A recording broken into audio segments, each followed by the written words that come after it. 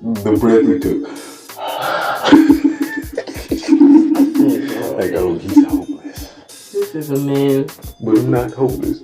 Yeah, that's like he got. I don't know what the fuck.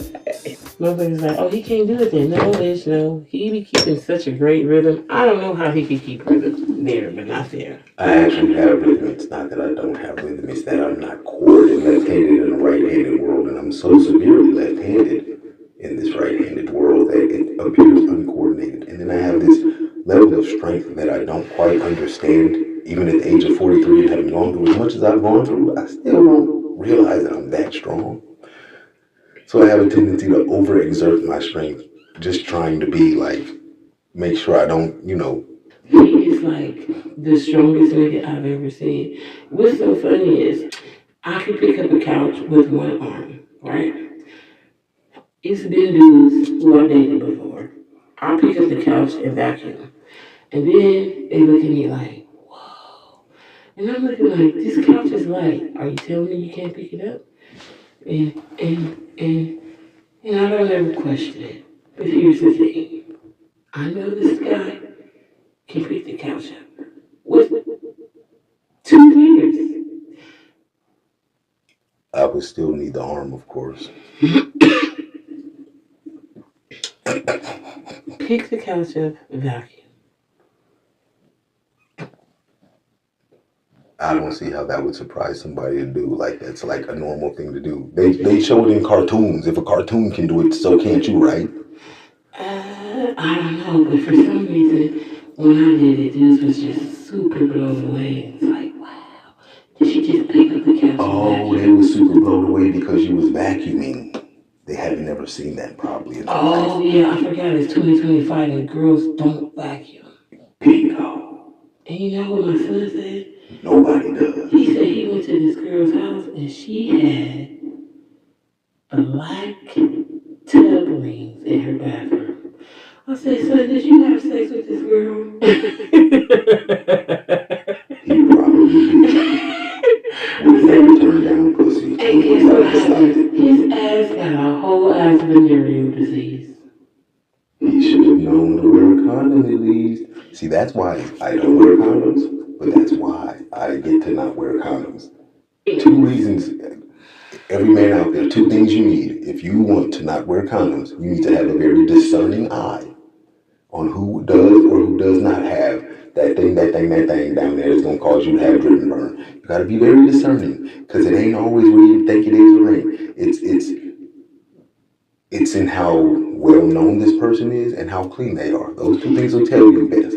If a bunch of men know her and she's not very clean, oh, something going on down there is going to burn. And this bitch happened to be a stripper. He said to me, your second thing is your pull-out game. If your pull-out, or otherwise you're going to have big child support of the, I got one baby mama and child support problems. Oh, God, some of these niggas with these horrible pull-out games, 5 to 6 of them with 4 baby mamas. Oh, my God, bro. Good luck.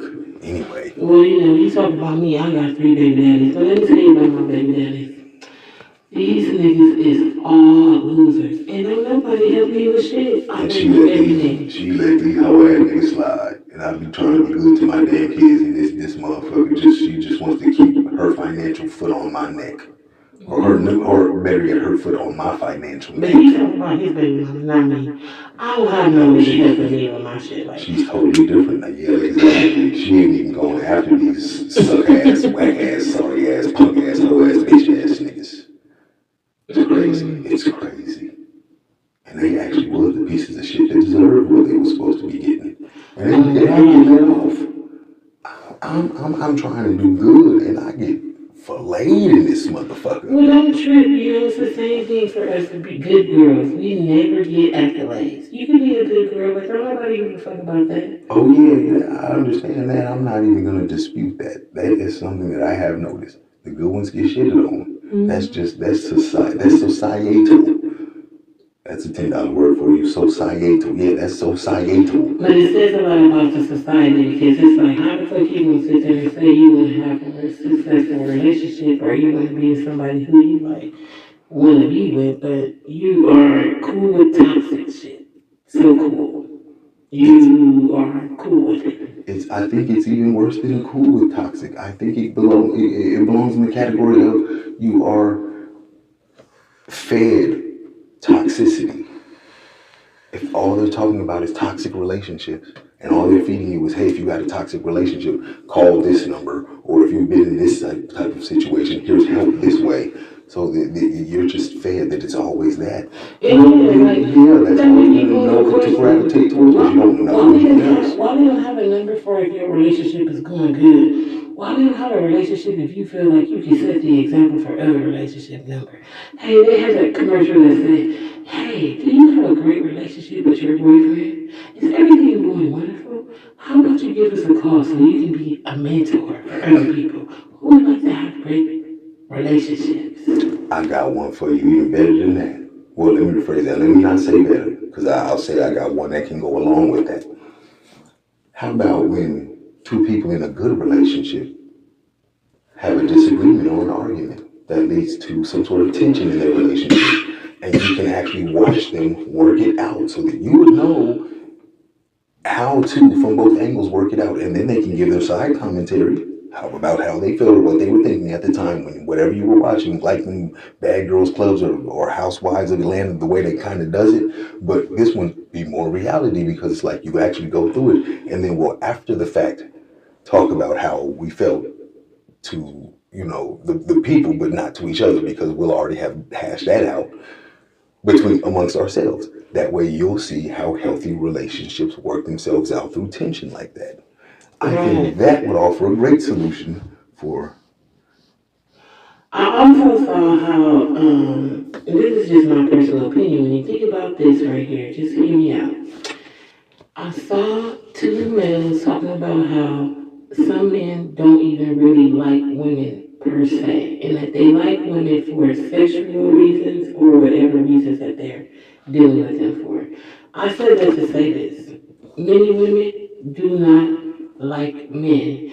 They want men for the purposes of sex, same as men, and they want men for the purposes of stability. So, when we're talking about these topics, we must keep in mind that some people who join the conversations may have subconscious, predications that they're not aware of, meaning they don't deal with women or per se men in the same context as we may because they are operating from a different place, you see. And I understand that, and the idea is no matter where you are or where you're from, Eve ate from that tree.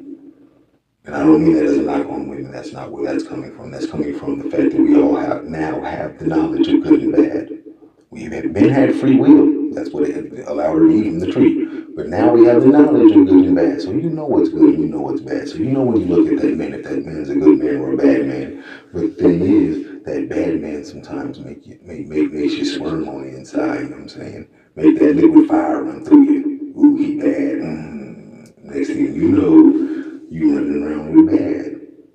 No, I'm not lessening the blame of man in this situation because, of course.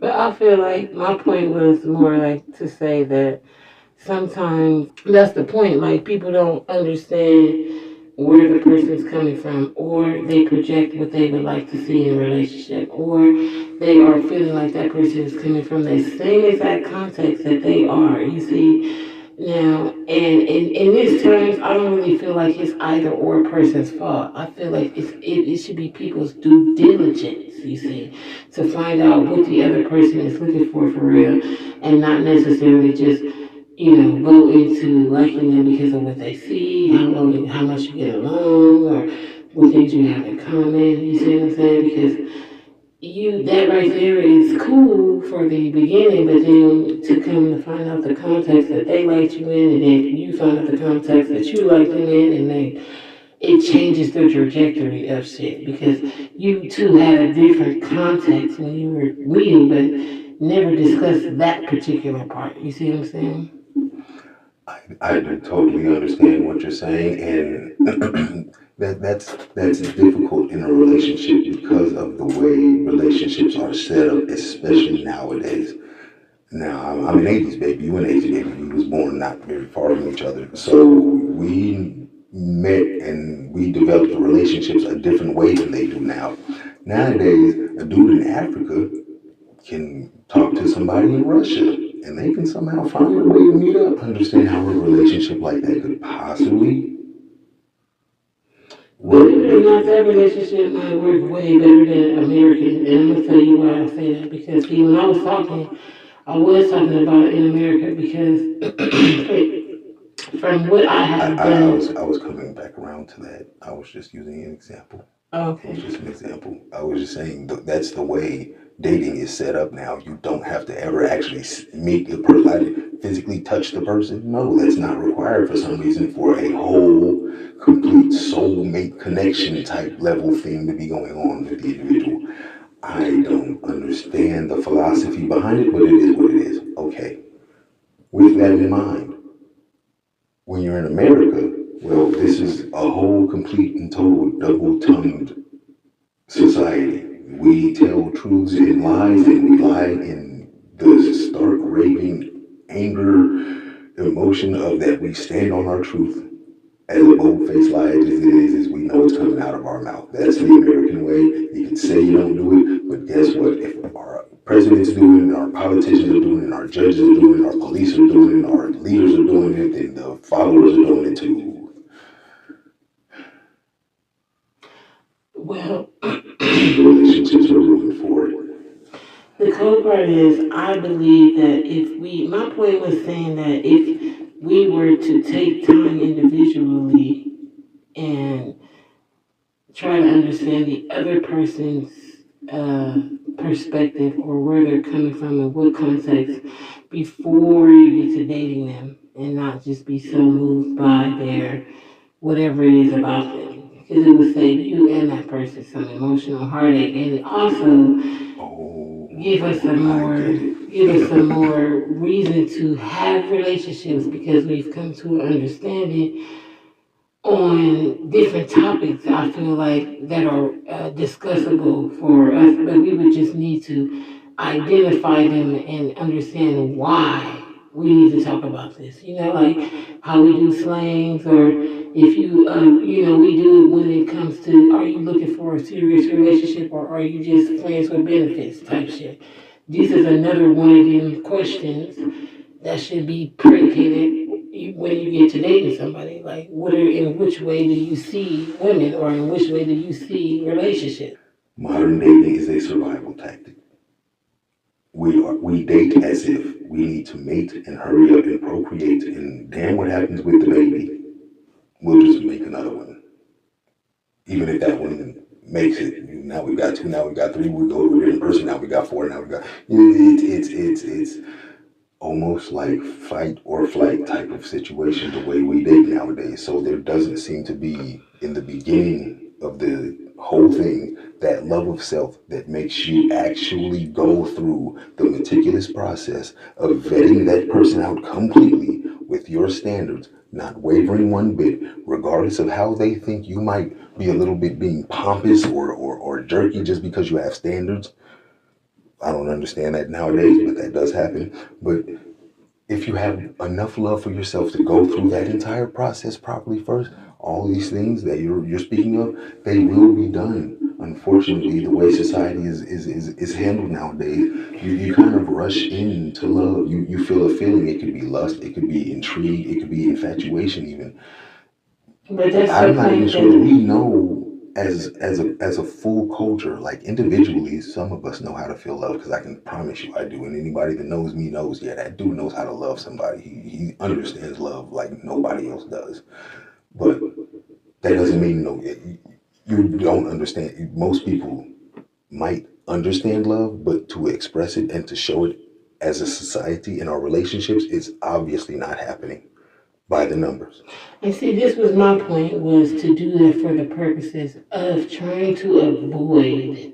You see, I would be saying that this could be efforted by us as people so that we can avoid all of the extra emotional heartbreak that's going on in relationships because it's a hindrance to the people who are trying to have relationships, and the people who not trying to have relationships can be unhindered by motherfuckers who trying to be with them type shit. If we go ahead and make this a practice. Yes, I do get that. I do get that.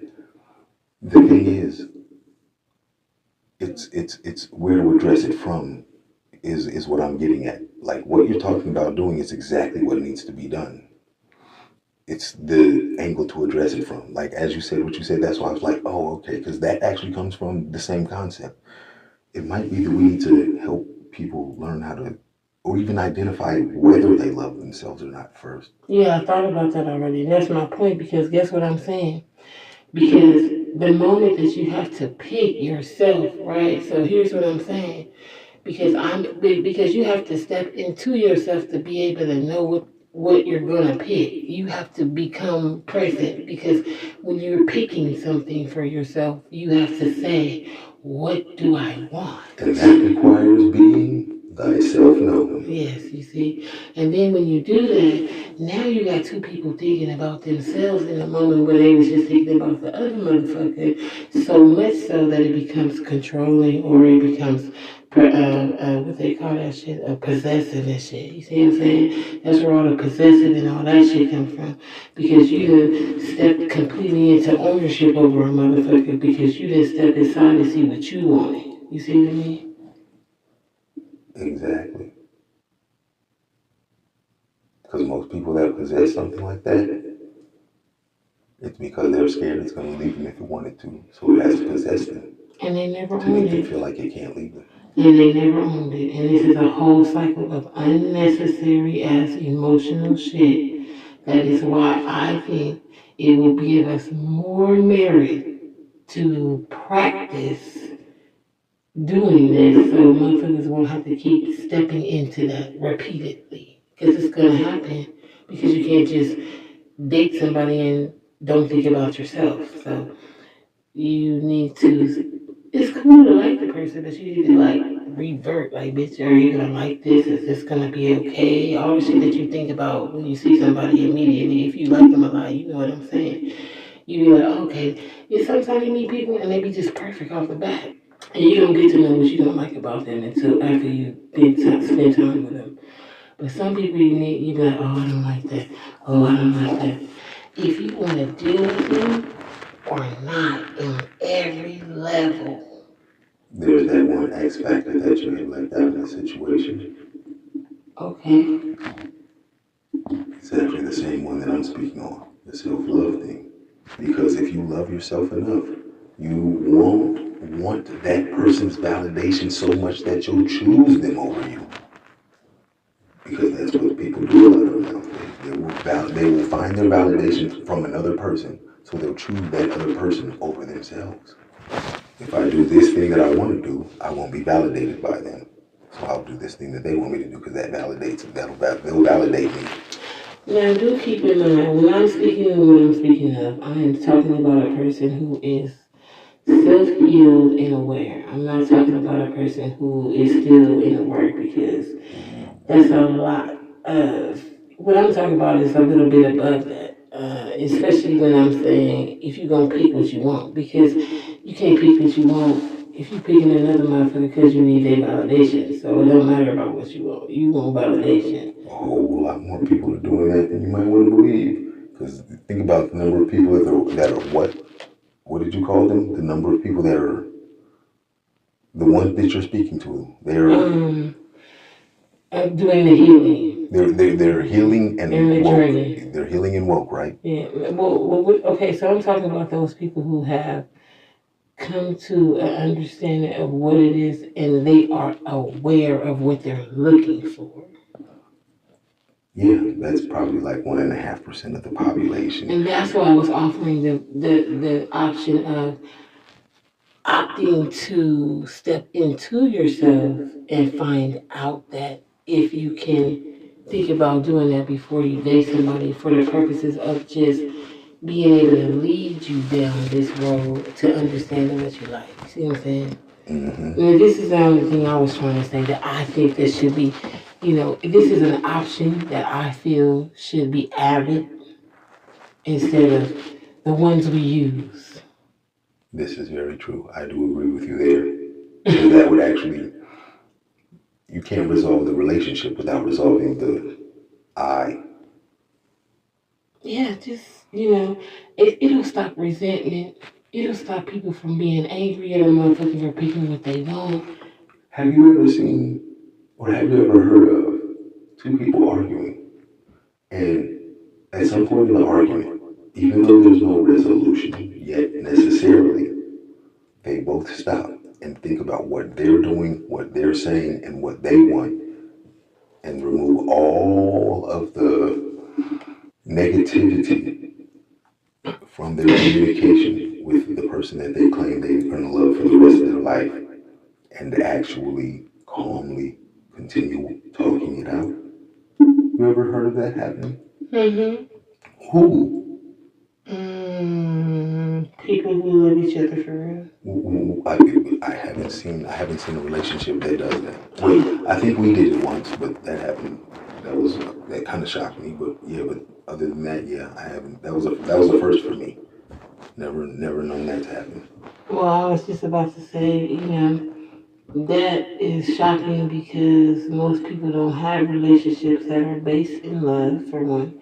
And two people who really love each other, if you guys are on the same team, you will not look to combat that person. If you say you love a person and you combat with them and you feel like you have some sort of rah-rah towards that person, that means you lie. Okay?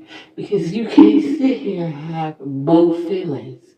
Either you love this person or you don't. When you love somebody, it's hard for that motherfucker to do something to you to make you feel a type of like a grit or some sort of anger or like some sort of like rage. And rage comes from suppressed emotions. If you so mad at me over something small, that means you ain't telling me how you feel the whole time. Period. Because we gonna get in an argument, whatever the fuck we arguing about, and we love each other, can't be that serious. If you love this person. But if you don't, that's a different story. That's not the same shit. And this is church indeed. I mean, because it's obvious. Even when mothers have children, your sons, they do shit. You beat their asses. But the love that you have for this motherfucker Don't change does one not bit. change. You will run outside in front of a fucking car to save this motherfucker who ass you just beat. Yep. So that's what love look like. So a motherfucker who got so much rage and you ready to talk to me crazy, my nigga, you lying. And chances are that child, when you beat them, you didn't even want to beat them. You had to in order to teach them a lesson. Exactly.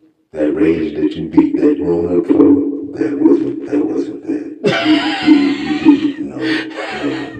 We're not gonna call it that. Let's not pretend, people. You saying you love me also because it's a thin line. That's a great song. Song reference, it's a thin line between love and hate. You sometimes need to look at yourself and find out. I disagree with them totally. There is no line between love and hate. Love and hate are the exact same things, just different sides of the same line. But they're the same line. Maybe, but love is beautiful. And hate, I don't know about. It's just as ugly as love is beautiful. And just as love is infinite, hate is finite. But you gonna look around this world, boy, it's a whole lot of infinity going on around this motherfucker. People just are hating. Ain't you supposed to have some haters? But you don't want too many people to love you. Because people that love you gonna be the ones to stab you in the back. What did I think Cassidy said? Well, the love I know heals all things. The love I know is different. I think it's some sort of misconstrued notion that we have of love, but true love does not have all of these fucked up ass. Keep your friends at a distance and your enemies close because the folks you call friends tends to envy the most. And that's, I call that a hoax. They was never your friend in the real first love, place. real They saw love. a It says coattail love and came heals on and all hung on it. things. It says, I wish I could remember that where it says about how love has so many facets. I have experienced love for real, and it's not ugly at all. It's beautiful. I haven't had a love experience where I was like, Love is oh, love giving. is Love is jealous. kind, long Love is suffering. no, I Love is haven't. kind. Love does not boast. Love does not brag. Love is not wanting.